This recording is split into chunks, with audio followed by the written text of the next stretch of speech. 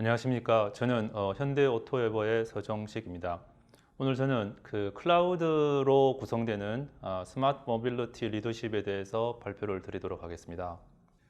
대부분 자동차 회사에 계신 분들이나 자동차 회사에 관련된 분들은 많이 들어보실 텐데 미래 자동차 사업은 케이스로 대변되는 즉 커넥티비티, 오토노머스, 쉐어링, 일렉트리피케이션 이런 식으로 새로운 사업들이 전개되고 있습니다. 아시겠지만 커넥티비티는 자동차의 네트워크를 달아서 여러 가지 서비스를 하고 또 자동차에서 나오는 정보를 주고받는 그러한 서비스가 되겠습니다. 현대자동차는 전 세계 최초로 내년 기준 글로벌리 커넥티비티를 2천만 명을 달성하는 그런 계획을 갖고 있고요.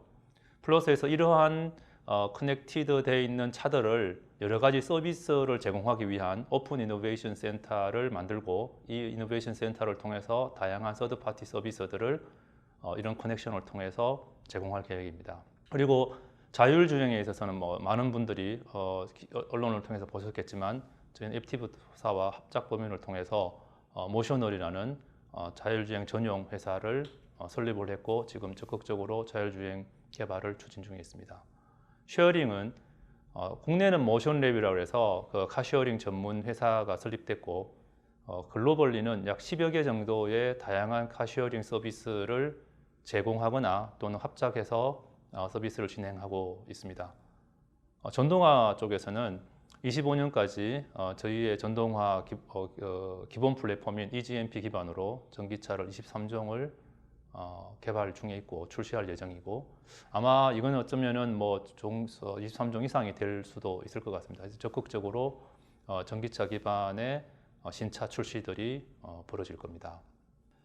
플러스에서 이것들이 이제 대외적인 어떤 자료에 의하면은 2035년 앞으로 좀 많이 남았긴 했지만 2035년 정도가 되면 자동차 회사 매출의 이익의 약 40% 정도가 차가 아닌 쉐어링이라든지 또는 커넥티비티라든지 차 안에서 벌어지는 다양한 컨텐츠 서비스라든지 이런 걸로 이루어질 거라는 예측이 있고요.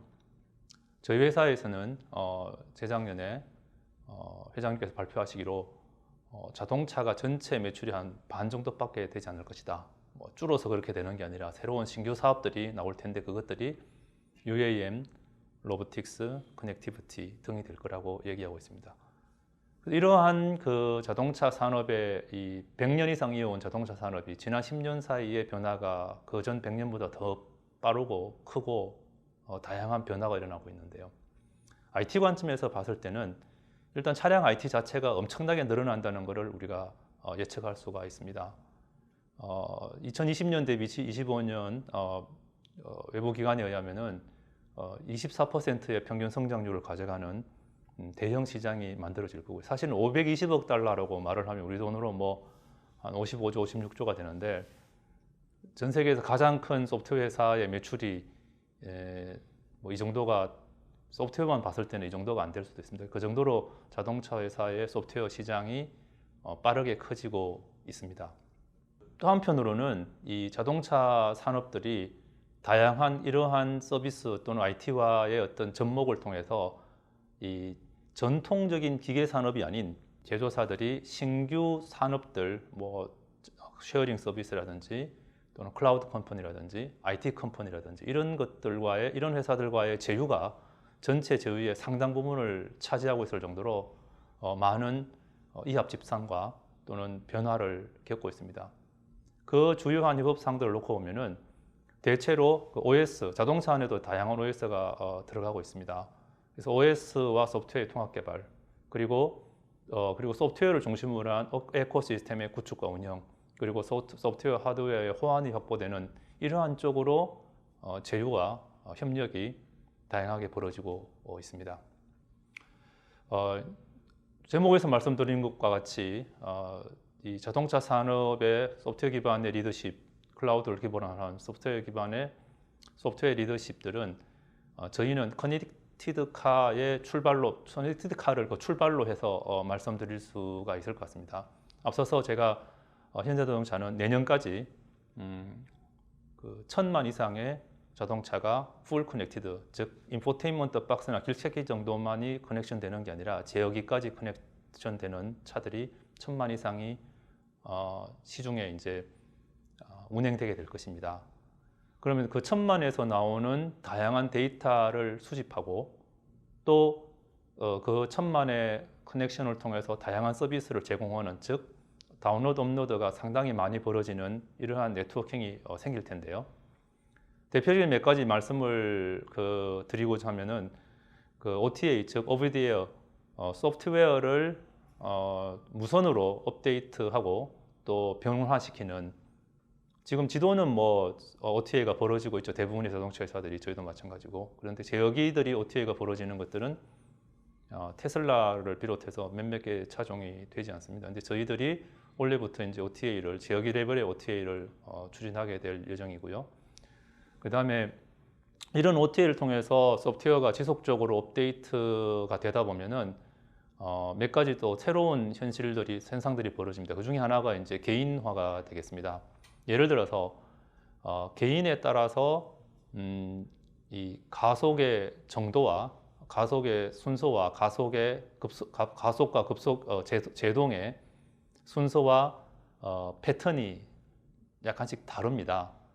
그래서 같은 ADAS를 제공한다 하더라도 조금 빨리 브레이크를 밟고 싶은 사람이 있고, 또 천천히 브레이크를 밟고 싶거나, 또 빨리 가속 페달을 밟거나, 또 가속 페달을 천천히 밟고 싶은 사람이 있는데, OTA를 통해서 개인적으로 개개인을 타겟해서 그 패턴을 맞춰준다면 좀 더 어드밴스되고 편리한 그런 그 항법 시스템이 될 수가 있지 않겠습니까? 그래서 그러한 개인화를 통해서 차가 차별화가 되고, 또 하나는 이용자가 원하는 소프트웨어를 그 차가 팔린 다음에도 제공을 하면서 이용자는 최신 소프트웨어를 갖게 되고, 자동차에서는 그걸 통해 수익을 창출하는 이러한 그 피처 온 디맨드 같은 이런 서비스들이 이 커넥티드 카를 통해서 구현이 되게 될 것입니다. 그래서 하드웨어는 최신화시키는 게 뭐 쉽지 않죠. 보통 정비 공장 가서 이제 하드웨어를 갈아 껴야 되지만, 소프트웨어는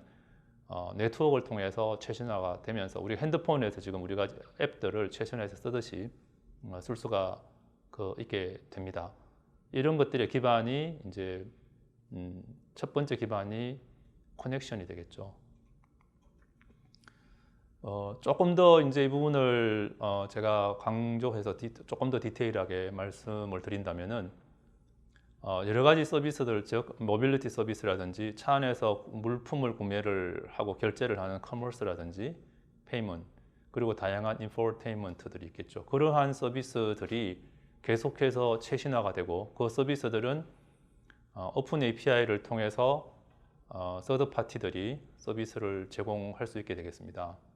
그리고 아까 말씀드렸던 다양한 지능형 운전, 자율주행을 비롯한 그런 인텔리전트 드라이빙까지들이 소프트웨어를 중심으로 한 서비스가 될 것이고, 그러한 데이터와 컴퓨팅이 차 안에서 다 100% 벌어질 수는 없을 겁니다. 이유가 두 가지인데, 차 안에서 상당한 컴퓨팅을 하기 위해서는 차 자체가 헤비해지겠죠. 두 번째로는 데이터를 수집해서 그 여러 사람들이 운전하는 패턴을 분석을 해서 다양한 서비스를 할 수 있는 빅데이터 분석들이 한 차 안에서만 이루어질 수는 없지 않겠습니까? 그래서 1000만 대의 차에서 나오는 데이터를 모아서 분석을 하는 이러한 부분들은 바로 클라우드가 할 수밖에 없습니다. 그래서 클라우드가 자동차의 데이터를 모으고 분석해서 다시 자동차에게 그 컴퓨팅의 결과를 가지고 차를 더 똑똑하게 해주고 애플리케이션과 서비스를 진화시켜주는, 그러한 지금 현재 핸드폰이 서버와 단말 간의 역할을 하듯이 차가 하나의 엣지 클라우드가 되고, 그 다음에 대부분의 컴퓨팅은 클라우드가 하게 되는 뭐 이러한 구성이 될 것이고요. 이 사이에서는 이제 LTE가 됐건 5G가 됐건 초고속 네트워크가 있겠죠. 그래서 차는 엣지 컴퓨팅, 엣지 클라우드로서 I/O 기능, 즉 정보를 주고받는 기능과 즉시성이 요구되는 어떤 컴퓨팅 이런 것들이 만들어질 거고요. 대부분의 데이터 분석과 AI와 컴퓨팅과 그 다음에 OTA의 어떤 관리와 행위들은 클라우드가 하게 될 것입니다. 그래서 차와 클라우드가 실시간으로 커뮤니케이션 하면서 서로의 역할을 하는 이러한 부분들이 이 미래 자동차의 어떤 소프트웨어의 사용 방식, 운행 방식이 될 것이고, 그렇다 보니까 제가 말씀드렸듯이 가장 근본적으로는 이렇게 차가 진화하는 데는 커넥티비티가 존재하지만 그 커넥티비티 이면에는 바로 클라우드가 있고, 그 클라우드는 대부분이 아마 멀티 클라우드 형태, 즉 회사 자동차 회사 가지는 클라우드와 또 서드 파티 클라우드와 또 퍼블릭 클라우드가 그들 간의 또 긴밀한 커뮤니케이션과 그 역할 분배를 통해서 서비스가 만들어질 거라고 생각합니다. 그래서 여기서 뭐 이를테면 다양한 새로운 기술과 새로운 어떤 업체들과 새로운 산업들이 또 한 번 더 폭발하지 않을까라는 기대를 하고, 그리고 그래서 결국은 우수한 클라우드를 갖고 있는 회사, 우수한 데이터 팜을 갖고 있는 회사, 우수한 커넥티비티를 갖고 있는 회사, 그리고 우수한 커넥티비티를 통한 서비스를 갖고 있는 회사가 좋은 차를 만드는 회사가 되는 그런 식으로 진화가 될 거라고 생각을 합니다. 그래서 클라우드의 역할이 대체로 어떻게 될 것이냐라고 우리가 본다 그러면 뭐 당연히 데이터를 수집하고 이 사람이 누군지를 알아내는 어떤 인증 기능과 개인화를 위해서 필요하겠죠. 그리고 보안을 위해서 필요할 것이고, 그리고 그 데이터들이 특정 장소에 저장에 대해서 분석을 위한 또 수집과 분석과 컴퓨팅을 위한 데이터 레이크가 존재할 겁니다. 특히 이 자동차에서는 이 데이터 레이크가 되게 중요한데 이유가 뭐냐면은 자동차가 운행 도중에 OTA를 한다든지 운행 도중에 컴퓨팅을 해서 지시한다는 것은 그 안전과 보안상 좀 어려운 일이 될 수가 있지 않겠습니까? 그렇다면은 대부분의 컴퓨팅과 그다음에 데이터 분석은 별도의 데이터 팜에서 니어 리얼 타임으로 분석이 되고 지시가 되고, 데이터를 모으고 보내고 하는 것들은 또 리얼 타임으로 되는 실질적으로는 두 개의 데이터 레이크가 필요하게 될 것이고, 그 두 개의 데이터 레이크 중에서 먼저 말씀드린 컴퓨팅과 분석을 위한 데이터 레이크가 가상의 차를 만들어서 실험적으로 다양한 서비스를 넣어보는 일들을 하게 될 것이고, 그게 디지털 트윈, 전형적인 디지털 트윈이고 저희는 그걸 비클 트윈이라고 부르고 있습니다. 그럼 비클 트윈을 통해서 개인화와 자동차가 진화하는 여러 가지 테스트를 하고 서비스를 보연한 다음에 실질적인 서비스는 그 실시간 데이터를 수집하는 쪽에서 자동차로 보내는 뭐 이러한 역할을 하게 되면서 우리가 말로만 듣던 디지털 트윈이 실질적으로 상용화가 될 수 있겠죠. 그리고 대부분의 이제 소프트웨어들이 말씀드린 것처럼 자동차 안에서는 아까 말씀드렸듯이 액추에이트의 기능과 간단한 컴퓨팅과 인풋 아웃풋의 기능을 하게 될 것이고, 그리고 대부분 우리가 아는 컴퓨팅은 클라우드 기반으로 하게 될 것입니다.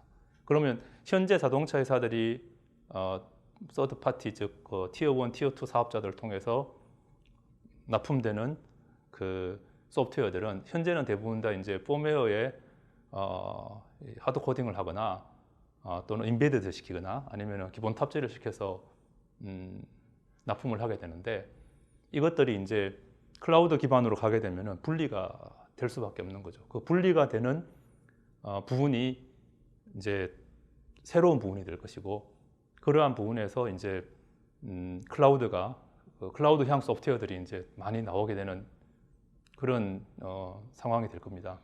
그래서 저희 오토웨버는 이러한 하드웨어 소프트웨어 분리 시대에 쓰이는 클라우드 부분, 그리고 OTA라든지 아까 커넥티비티에 벌어지는 여러 가지 백엔드 기능을 하는 회사가 될 겁니다. 그 다음에 이제 말씀드렸듯이 커넥티비티 자체도 네트워크 자체가 효율적으로 돼야 되고, 그리고 또 커넥티비티 자체가 안전이나 그 다음에 운영이나 이러한 부분들을 다 고려한 그런 네트워크가 만들어져야 될 것이고요. 이러한 클라우드들이 그 다양하게 국가별로 즉 지역별로 서비스들이 달라질 수 있기 때문에, 또한 그 국가별 지역별로 데이터 정보에 대한 어떤 데이터 보안에 대한 고객 개인 보호에 대한 규제가 있을 수 있기 때문에 상당히 많은 부분은 리저널 클라우드로 구성이 될 것 같고요.